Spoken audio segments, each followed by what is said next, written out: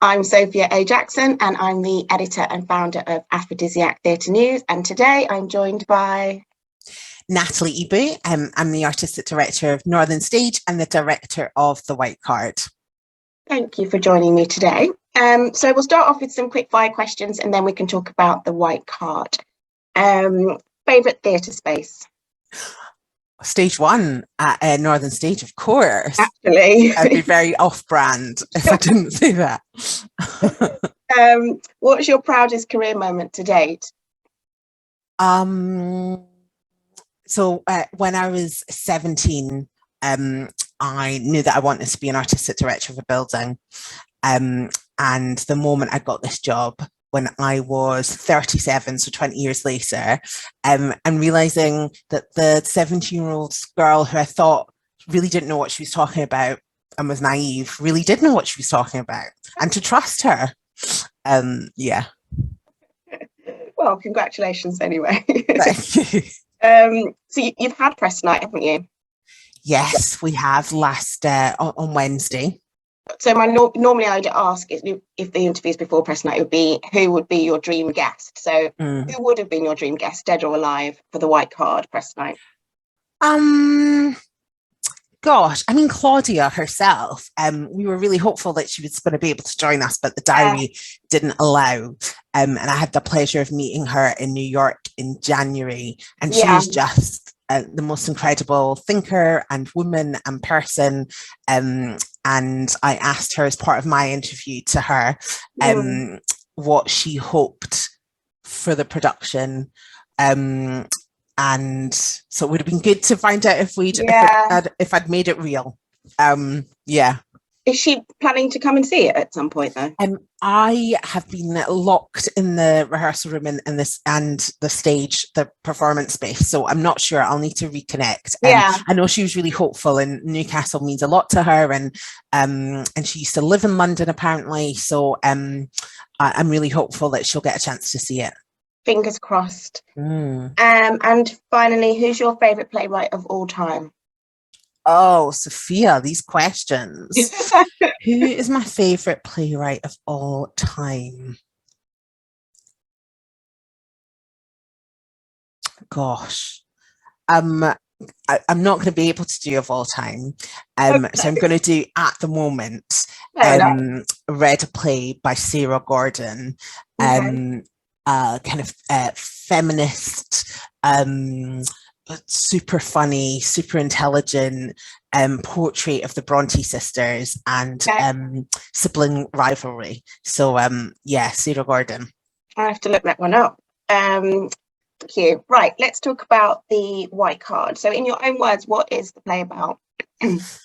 Gosh, well, the play is about white dominance, really.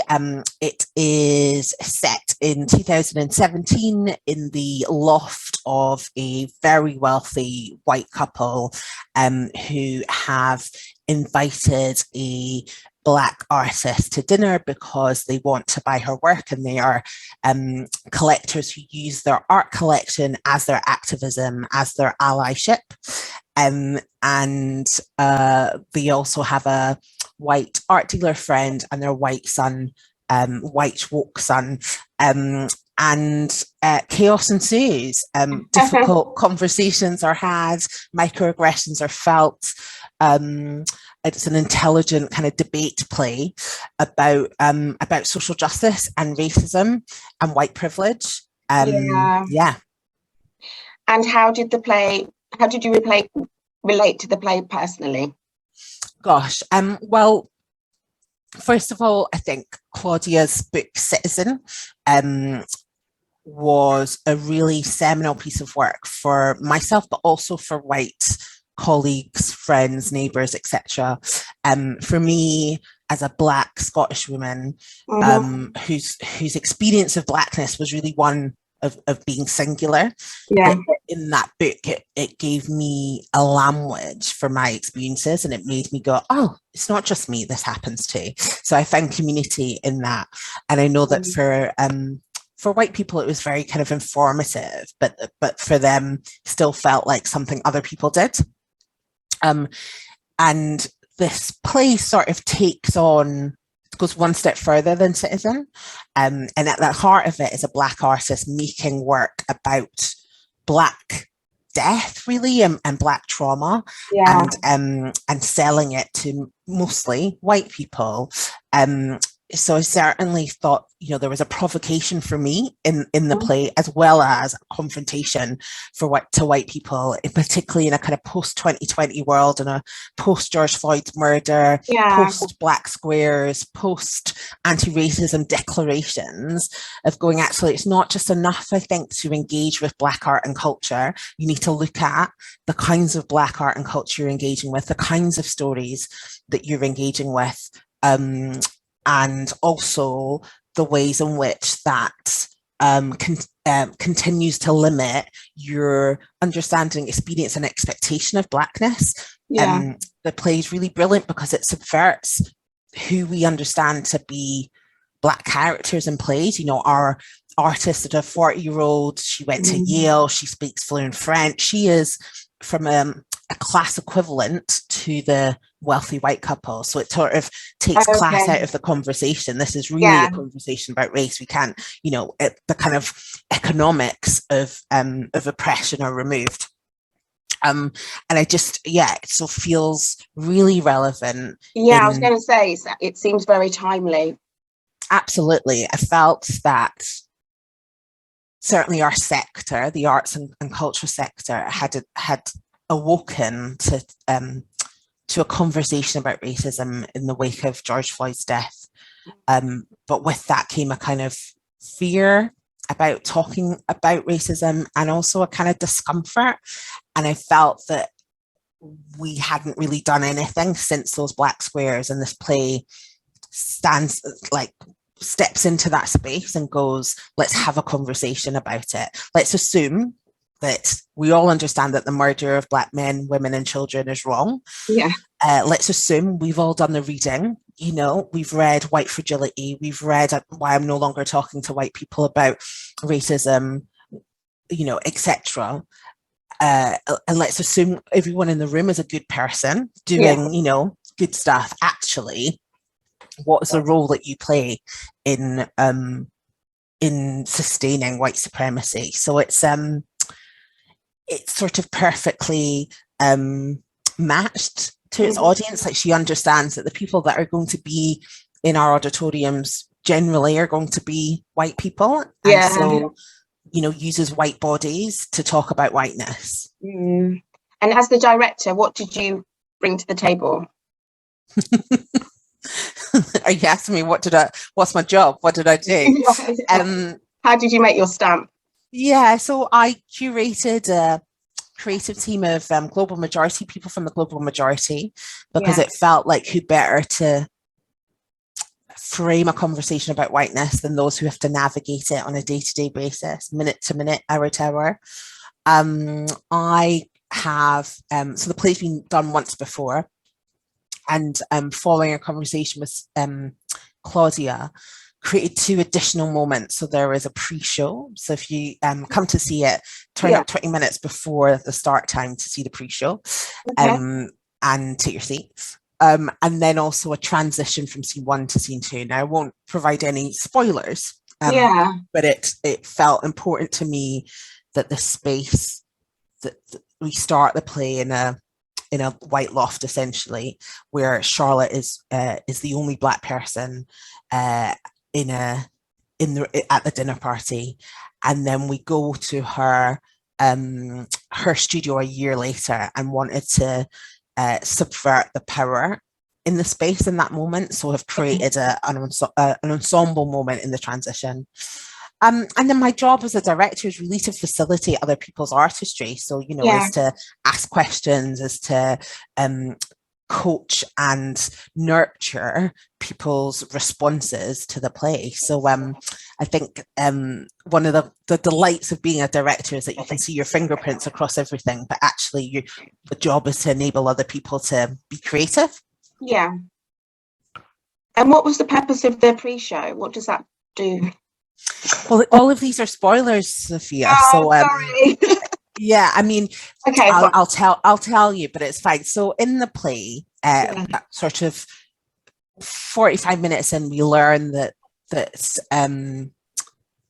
well, we learn explicitly that this couple have sent home their black maid Lily, Right. because they realized that the complexities of the only other person in the space being a black maid serving. Fair enough. And that's revealed to Charlotte 45 minutes into the dinner party. Yeah. And so the pre-show is Lily, the black maid, Okay. setting up the dinner, and then being sent home. So you only see it if you get your seat early. So it's there's like a 20-minute pre-show where we watch Lily set up, and drinks are made, and this couple receiving their guest Eric, and it's just all kind of, you're looking through the window at a dinner party being set up, and then Right. Lily sent home, and then later you find out that has been done because Charlotte is a black woman. So thank you. Getting all my secrets. Thank you for explaining. So tell us about the writer Claudia Rankine, for people who are not familiar with her work. Yeah, so Claudia Rankine is a poet, academic, prose writer. I've, as I said, first discovered her work through Citizen. Yeah. And then she's got a book called Just Us that came out last year. Okay. And I would say her poetry is performative, but it's for me, it's a kind of multidisciplinary poetry. So she uses images, she uses facts. Her books are like scrapbooks in some ways, that they are kind of animated, it feels like to me. Yeah. And what's really interesting, I think, is that there was her book before Citizen felt like a conversation with the world. Citizen feels like a conversation between people, and Just Us is a kind of conversation where Claudia has a voice, essentially. So that her kind of work is all rooted in conversation. And the white card obviously is about a dinner party conversation. So there's a real thread, I would say, between her work that is published and prose, and her kind of theatrical work. Okay, thank you. She's from Jamaica and lives in New York. So I think she moved from Jamaica when she was like 7. But yeah, lives in New York. Thank you. Time for the shameless plug. Tell us some dates for the tour, and also why we should come and see the play. Gosh, you're quizzing me about the dates. It's a long tour. So it is on here at Northern Stage, where it's premiered. It's a UK and European premiere until the 14th of May. And then it goes to home in Manchester, Leeds Playhouse in Leeds, Birmingham Rep, and then does 4 weeks at Soho Theatre. So it ends in Soho in July, mid-July. So you got ages, and it's going to all the major cities. And the why, I guess, because I think if you consider yourself an ally, then be part of the conversation. Be up for confronting yourself if you were a white person. I think if you are a black person or a person of color, that it has something to offer you too, because we're in that play. We are the global majority have made this show, and it feels like community as well, I think, for people of color. And I think if we want to have an equal and just society and world, then we need to reckon with this stuff, and we need to reckon with whiteness. Thank you. And I wanted to ask how you're juggling being the artistic director of Northern Stage with being a director of play. Yeah, not very well. This is the second play I've directed whilst being in post here, and it's challenging, but I have a really brilliant colleague, Kate, who's my exec director, who enables me to go into the rehearsal room and try and just be present there and focus. But it means, lots of snatched conversations at lunchtimes. It means checking your emails in every moment to keep up with what's happening in the rest of the building. Yeah. But it's a great reminder of like why everything, you know, all the other meetings that I have to be in, like being in the rehearsal room is a really good reminder about why we do it, because I think you can get lost and far away from the reason why when, you know, a day is just back-to-back meetings talking about HR and the toilets, and you know, so I think these rehearsal processes, which for me are kind of once a year, are really important to kind of replenish. No. And there aren't that many Black female artistic directors. So the company that you have is very small, but it's really inspiring to see. So can you give some tips on what it takes to be an artistic director? I think that for me, artistic directorship is around brokerage and around connection, and about wanting to do life with the place. So I used to run a Black theatre company called Theatre Fahunzi, and we were a touring organisation, and one of the, you know, I loved that job, but one of the challenges I found is that you were always a guest at someone else's venue, right? They were never your audience. You're always borrowing your venue's audience, and actually the privilege I have here at Northern Stage is that I'm a constant here, so I get to go on journeys with audiences. I get to go on a journey with a place, and the expectation that I have for myself is that I respond to what is important and relevant and urgent for this place. So I think that having a kind of sense of taste and responsibility and strategy that goes beyond your own artistry, but is about responding to a place and having a responsibility to this place. Sorry, that wasn't a very very clear answer, but I think it's a really good question, because I think there was a time where being an artistic director was just like the natural progression for someone who was a director, and actually I think they're very different practices. So I guess that's why you do the directing as well, like you said, so that you can be creative and then you can spend the rest of the year doing the practical things. Yeah, and I think that, you know, that there is creativity in being an artistic director. It's just different. You know, you are facilitating other people's creativity. You're nurturing and, you know, putting creative teams together and facilitating other people. So it requires just a different kind of creativity, I would say. But both as creative as the other. And actually, you know, sometimes I prefer being the person who gets to give notes and buy people drinks at the bar than the kind of than the full out rehearsal process where you're you know, it's really intense, you're giving a lot of yourself, and it's really exposing and quite vulnerable making. So yeah, it's lovely. Very inspiring. Thank you. Okay, that's it. Thank you. Great. Thank you very much.